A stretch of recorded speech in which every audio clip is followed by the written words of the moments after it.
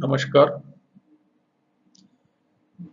जो mathematics for chemist paper 5A MSc first semester chemistry के विद्यार्थियों के लिए प्रेजेंटेशंस दी जा रही हैं। उसी क्रम में ये प्रेजेंटेशन डिफरेंशियल कैलकुलस सेकंड, पिछली प्रेजेंटेशन में आपका यूनिट 2 जो था डिफरेंशियल कैलकुलस का, उसमें डिफरेंशियल कोएफिशिएंट से आपका परिचय कराया था।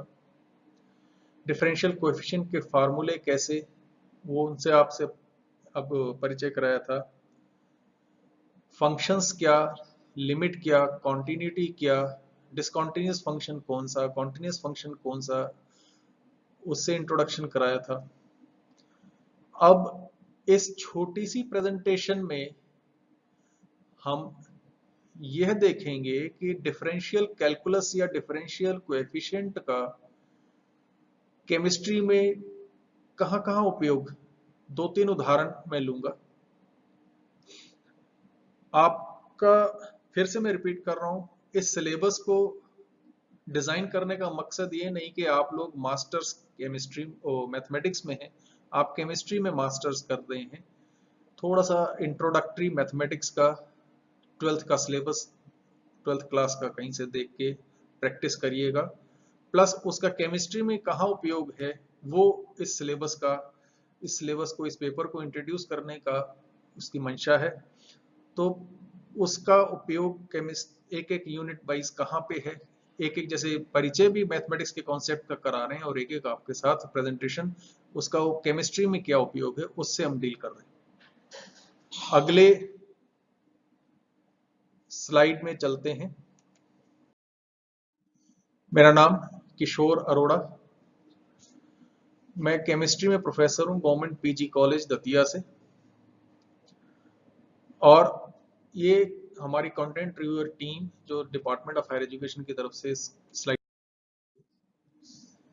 इस प्रेजेंटेशन में आपको हम ये उम्मीद करते हैं कि पिछली प्रेजेंटेशन के आधार पे आपने कुछ प्रैक्टिस की होगी, डिफरेंशियल कैलकुलस के कुछ फार्मूले, डिफरेंशियल कोएफिशिएंट निकालने के कुछ अभ्यास किया होगा,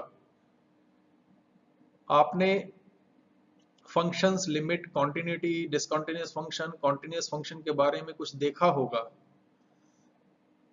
इसमें हम दो तीन एग्जाम्पल लेंगे, जैसे केमिस्ट्री में डिफरेंशियल का कहां कहां उपयोग है उसको लेकर के हम आपको समझाने का प्रयास करेंगे, और उम्मीद करेंगे कि इससे इन उदाहरणों के अतिरिक्त और भी कहीं आपको डिफरेंशियल कैलकुलस के, डिफरेंशियल कोएफिशिएंट की केमिस्ट्री में उदाहरण मिलें तो उनको आप पढ़ें, उनको आप देखें। जैसे पहला उदाहरण CMP, most probable velocity for gases की डेरिवेशन का। ग्रेजुएशन फर्स्ट ईयर में यह चीज हम पढ़ते हैं। डिफरेंशियल कैलकुलस का उपयोग, जैसे ये डिफरेंशियल फंक्शन ही है, मैक्सवेल फंक्शन जो है, जिसके आधार पर वेलोसिटी का डिस्ट्रीब्यूशन एक्सप्लेन किया जाता है, समझाया जाता है।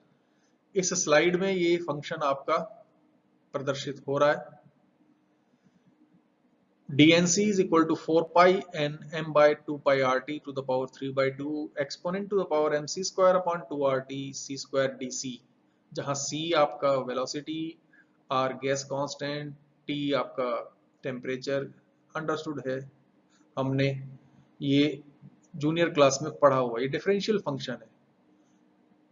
और k अपना यहाँ पे k बोल्ट्जमैन कांस्टेंट, r जो r by na से एक्सप्रेस करता है। पिछले प्रेजेंटेशन में हमने एक पॉइंट पे छोड़ा था मैक्सिमा और मिनिमा फंक्शन का निकालने के लिए। इस पिछली स्लाइड में जैसे हम देखें डीएनसी को हमने एक्सप्रेस किया था, तो डीएनसी अपॉन डीसी अगर हो तो आपका जो फंक्शन बनेगा, और उसको 1/n कर दें, मतलब उसको n से डिवाइड भी कर दें, अब यहां पर इस स्लाइड में मैं चर्चा कर रहा हूं मैक्सिमम मोस्ट प्रोबेबल वेलोसिटी। कौन सी वेलोसिटी होगी? जो मैक्सिमम मॉलिक्यूल्स के द्वारा अटेन की गई होगी, जो मैक्सिमम मॉलिक्यूल्स के द्वारा धारित की गई होगी। तो उसको निकालने के लिए जो ये मैक्सवेल फंक्शन है उसका डिफरेंशियल निकालना पड़ेगा। डिफरेंशियल कोएफिशिएंट यहां पे वेरिएबल क्या है? सी। सी के संदर्भ में, सी के रेस्पेक्ट में डिफरेंशियल निकालें and put it equal to zero, zero के बराबर रख दें। जैसे फंक्शन पिछली स्लाइड में जो दिया था उसको उठाया और हमने 1/n करके उसको c से डिफरेंशिएट किया, तो हमारे पास ये इक्वेशन बनी 4πn m/2πrt to the power 3/2 square bracket के अंदर 2c e to the power -mc/2rt plus c square -2mc/2rt, साथ में ये e to the power -mc²/2rt। इस पूरे को इक्वल टू जीरो कर दें। जब इसको सॉल्व करेंगे तो यहाँ पर मोस्ट प्रोबेबल वेलोसिटी CMP का सिंबल दे दिया, मतलब जो मैक्सिमम मॉलिक्यूल्स के द्वारा धारित वेलोसिटी है उसको मोस्ट प्रोबेबल वेलोसिटी का नाम दे करके, उसका सिंबल दे करके यहाँ पे हमने रिप्लेस कर दिया। जहां जहां C था उसको CMP कर दिया। ये इक्वेशन इस तरीके से बन गई। तो इसका अर्थ क्या है कि 4 पाई से लेकर यहां तक का ये पहला पोर्शन या तो इक्वल टू जीरो है, या ये जो स्क्वायर ब्रैकेट के अंदर वाला दूसरा पोर्शन है वो इक्वल टू जीरो है। अगर पहला पोर्शन हम इक्वल टू जीरो कर देंगे तो पूरी इक्वेशन खत्म हो जाएगी। पूरी इक्वेशन खत्म हो जाएगी तो हम कर क्या रहे हैं? फंक्शन खत्म हो गया।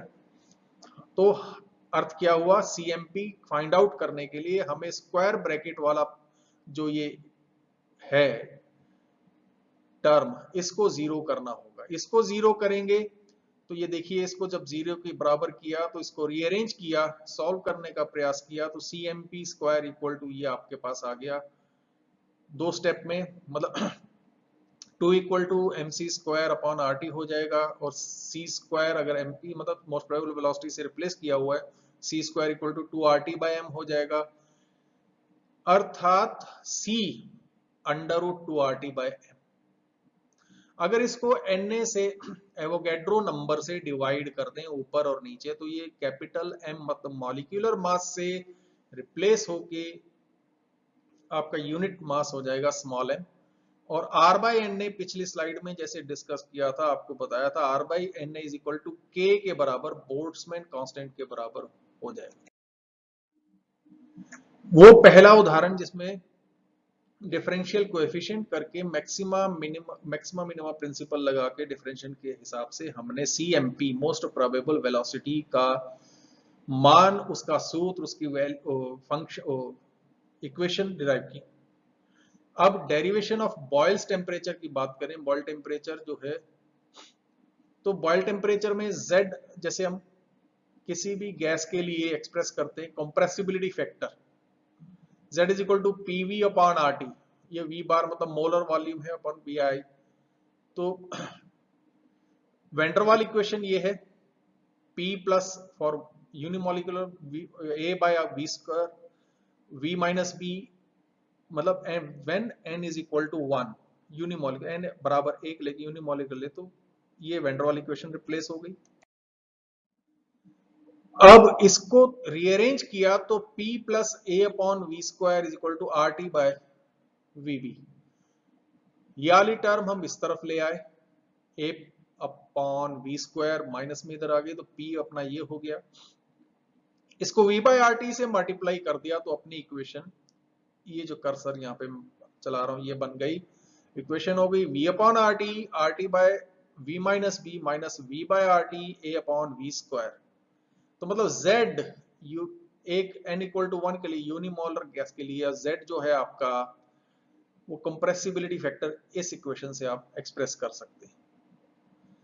इसको लेकर के आगे ये V बाय ये अपना V माइनस B ये आपकी इक्वेशन, ये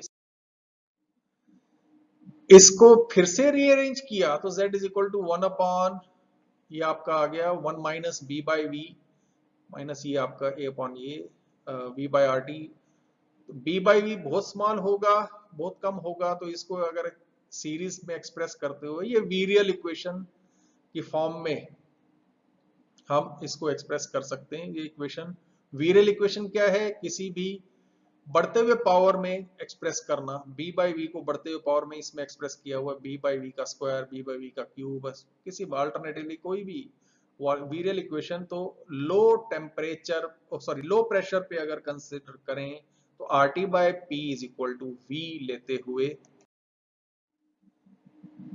तो आपकी ये इक्वेशन बन गई virial equation. 1 plus P by R T, B minus A by R T, second power या थर्ड पावर अगली फोर्थ पावर में आएगी।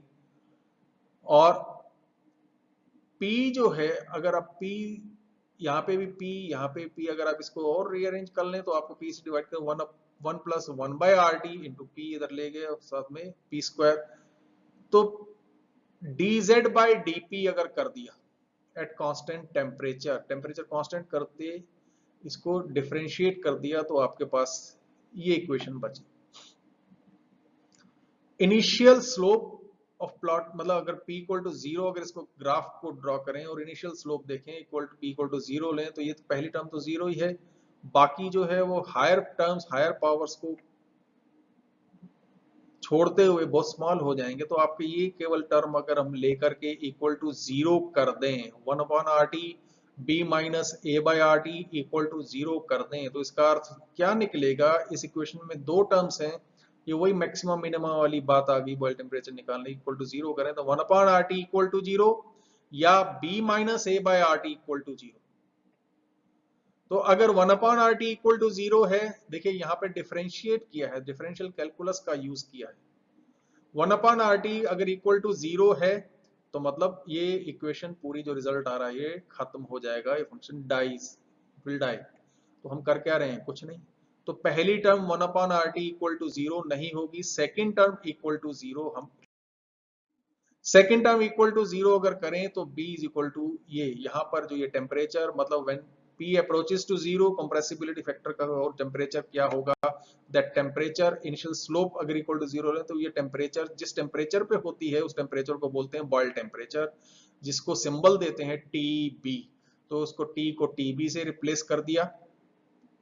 अब TB को, इस इक्वेशन को रीअरेंज कर दें तो TB is equal to A upon, ये गलत टाइप किया है, A अपॉन RB होना चाहिए। A और B आपके वैन डर वाल कांस्टेंट्स हैं, उनके टर्म में, उनके पदों में Z कंप्रेसिबिलिटी फैक्टर को इंक्लूड करते हुए, Z कंप्रेसिबिलिटी फैक्टर की इक्वेशन को लेते हुए उसको P के संदर्भ में डिफरेंशिएट करते हुए, डिफरेंशियल निकालते हुए टीबी को इवेल्युएट किया। जैसे ये कंप्रेसिबिलिटी फैक्टर के ग्राफ्स जैसे देखें तो इस तरीके से Z वर्सेस P, जहां P approaches to 0, temperature initial slope equal to 0 लेते हुए वो टेम्परेचर जो हुआ दैट इज बॉयल टेम्परेचर, वो हमने डिफरेंशियल का यूज कर देखा बॉयल।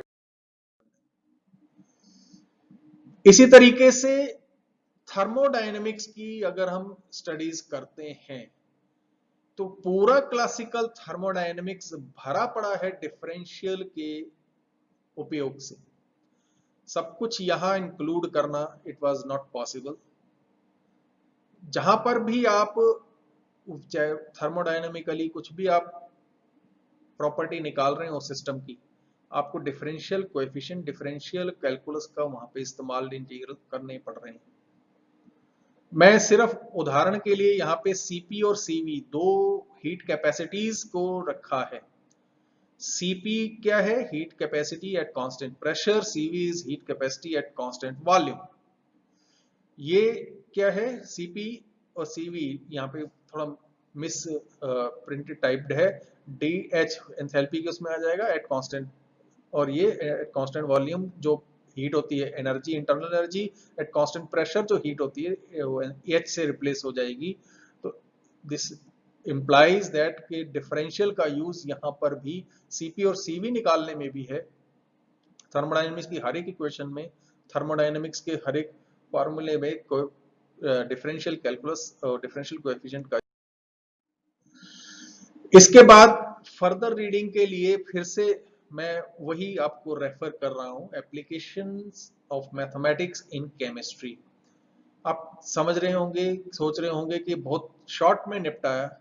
आपको केवल ये इंगित किया, थोड़ा सा इशारा किया कि डिफरेंशियल कैलकुलस का क्या उपयोग है, डिफरेंशियल कोएफिशिएंट का क्या उपयोग है जो निकालते हैं।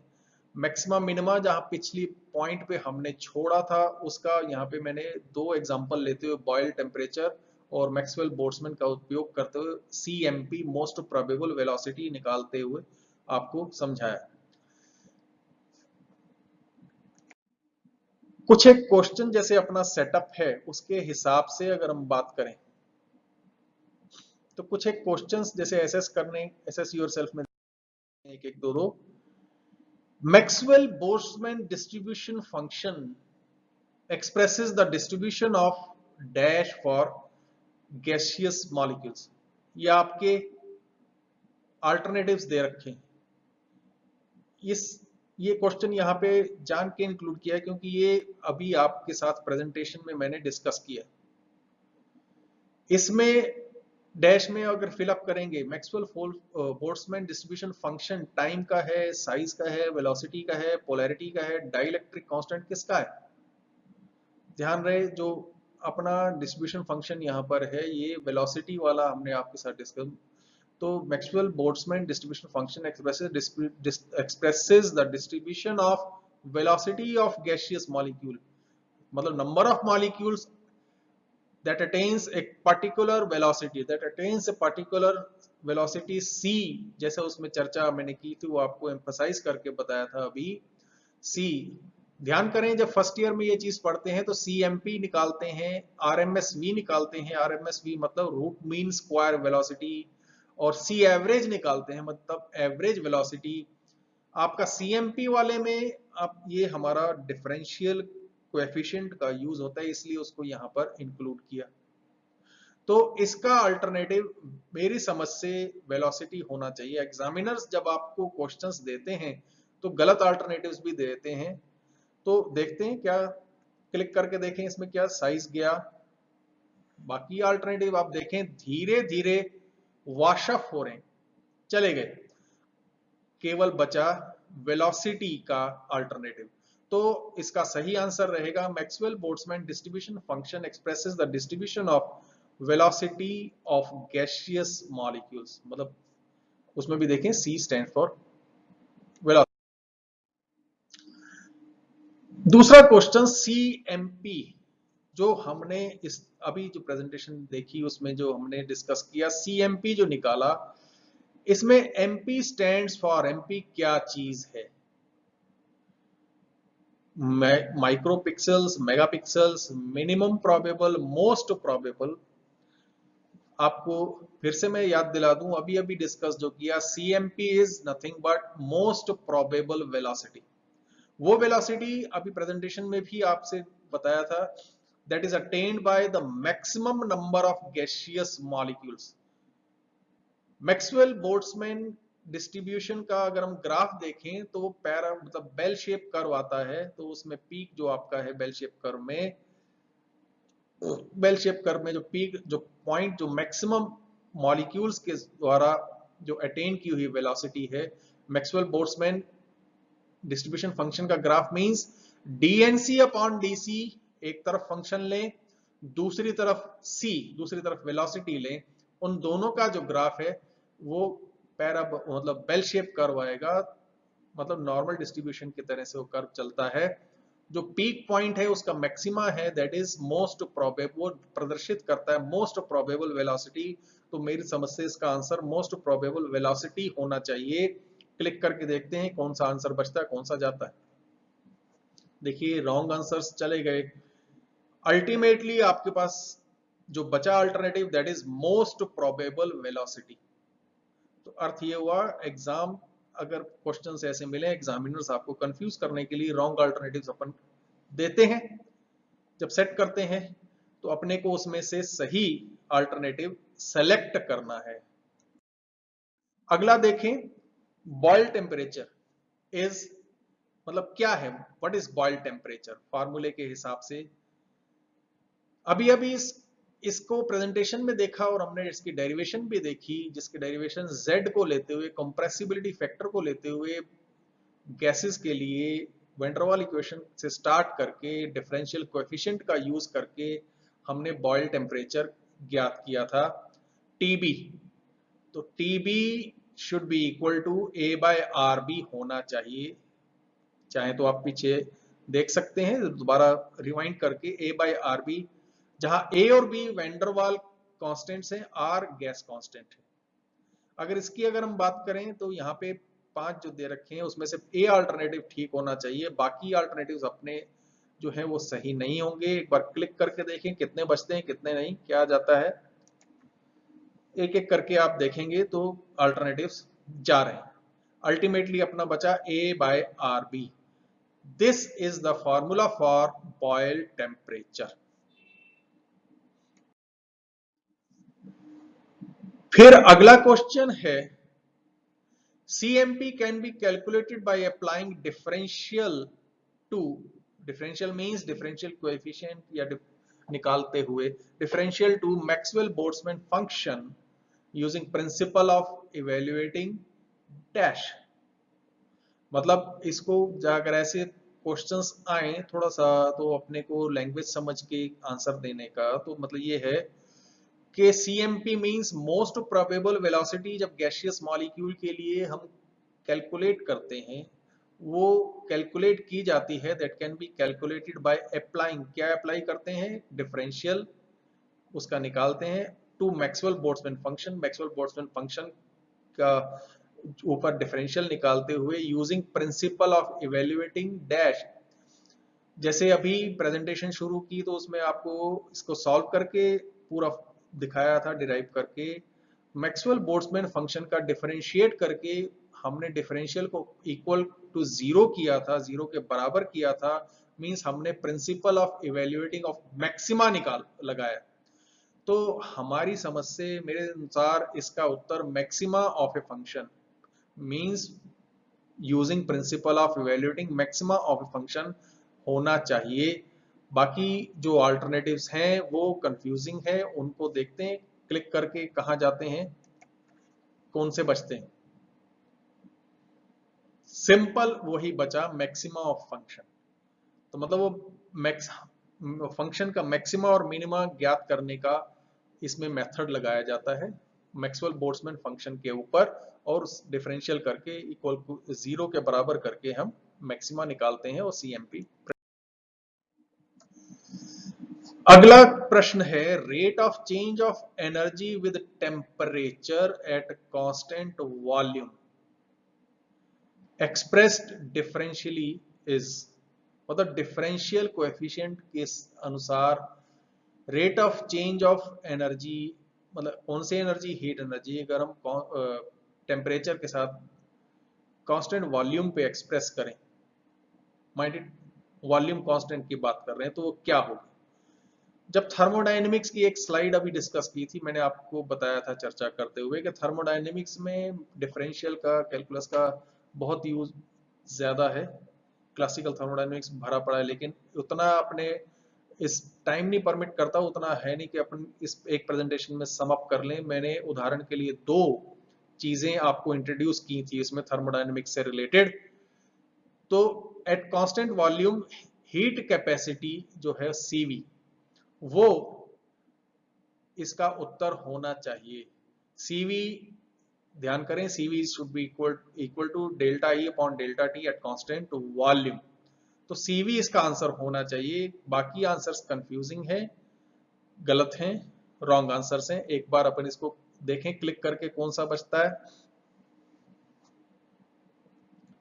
देखिए लास्ट में CV ही बचा, और इसके कंपैरिजन में अगर कांस्टेंट प्रेशर लिखा होता तो तो आंसर होता अपना CP, heat capacity at constant pressure, CP। इन दोनों के बीच में रिलेशन भी हमने ग्रेजुएशन में जूनियर क्लास में पढ़ा हुआ है, आप सब लोग ध्यान करिएगा। तो छोटी सी प्रेजेंटेशन में इतना कुछ थोड़ा सा इंक्लूड करने का प्रयास किया, आपको ये इंगित करते हुए, ये इशारा करते हुए कि आपका डिफरेंशियल कैलकुलस, डिफरेंशियल कोएफिशिएंट का उपयोग केमिस्ट्री में है, थोड़ा सा मैंने जो बताया। तो फिर से मैं एक पॉइंट पर एम्फसाइज करूंगा कि आप ये छोटी छोटी जो चैनल की क्लासेस हैं, ये मॉड्यूल सिर्फ आपको हेल्प करने के लिए हैं। आप कोई भी केमिस्ट्री की बुक मिले उसमें डिफरेंशियल का जहां जहां, फिजिकल केमिस्ट्री की बुक मिले उसमें डिफरेंशियल का जहां जहां उपयोग आपको नजर आए उसको देखिए, नोट्स बनाइए। और कोई भी आपकी क्या कहते हैं मैथमेटिक्स की बुक मिले वहां से डिफरेंशियल के फार्मूले आप संधारित कीजिए। Thank you, best of luck, धन्यवाद। अगली प्रेजेंटेशन में कैलकुलस का दूसरा पार्ट, इंटीग्रल कैलकुलस पार्ट 1, मतलब इंटीग्रल कैलकुलस के फार्मूलों से डील करेंगे, उनसे थोड़ा आपका परिचय कराएंगे। ये छोटे छोटे स्लॉट्स हैं, आपका सिलेबस जिस हिसाब से है उस तरीके से छोटी छोटी प्रेजेंटेशंस संजोने का प्रयास किया है। Thank you once again.